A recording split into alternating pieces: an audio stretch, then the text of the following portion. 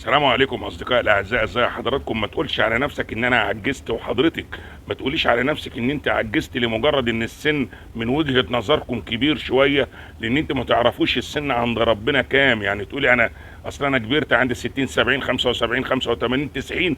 انتوا ما تعرفوش السن عند ربنا كام. احنا لينا اللي احنا عايشين واقفين على رجلينا. ما حدش يقول على نفسه انه عجز. اللي عجز من وجهة نظري انا الانسان اللي هو غير قادر على قضاء حاجته، مريض وملازم الفراش، وقضاء حاجته واقل اموره معتمدة على الغير. واللي زي ده نقول ربنا يشيل عنه ويشفيه ويحنن القلوب عليه.